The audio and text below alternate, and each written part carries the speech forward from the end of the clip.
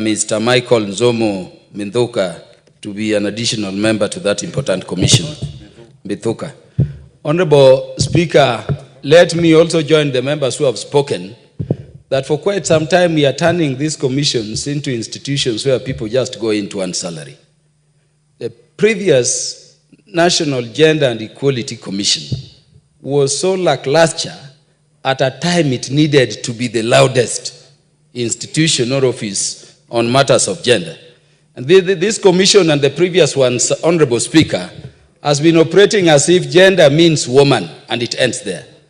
Let me tell you, Honorable Speaker, we are bringing up our daughters, but we risk a situation where they will lack somebody they can go into at equal terms and on equal measure in marriage. And so I want to request these new members as they join that they think of gender to mean both male and female, both boys and girls, so that we don't forget any. In fact, you've seen very many poems in which boys are asking, what did we do? And it's a very serious thing. So I'm not saying we reduce our focus on the girl child, but let us also think of the boy child, because we need both of them. Honorable Speaker, the Commission has been faced with a situation of femicide. I never heard the National Gender and Equality Commission speak loudly on the matter and even contact the National Police Service Commission, which is the oversight commission for the police, to firmly intervene in the matter. Totally lackluster. Honorable Speaker, this commission has been there at a time the world is struggling to define even what a woman is. And you saw the interview of Ketanji Brown, the first black woman member of the Supreme Court, being asked, what is a woman? And she says, I don't know. It is biology. This commission has been there, Honorable Speaker, when the Supreme Court here decided that your gender is what you decide each time, your sexual orientation and how you assign it.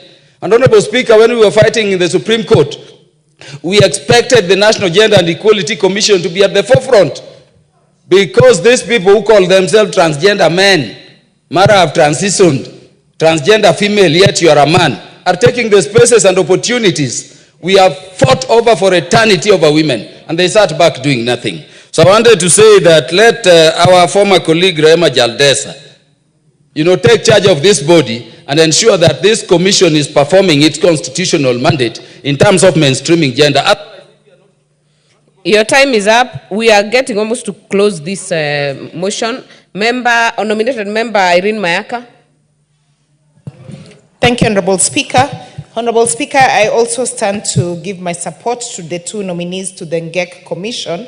And Honorable Speaker, even as I do that, I'd just like to point out a few things. Number one is that even when we say that gender does not speak to only women, that it also speaks to men, but we also agree that the women are the ones who suffer the most. The reason I'm saying this is even as we observe the 16 days against gender-based violence, which again, we have an additional gender-based violence added onto it, the technology-based gender-based violence, where we are having a lot of women facing cyberbullying because of their gender besides femicide.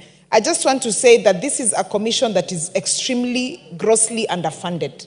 And one of the things, Honorable Speaker, that we probably need to do in this House is that most of the budgeting that we do for all the votes we budget for, we probably need to anchor gender under it so that we make sure some of these commissions are able to actually do their work.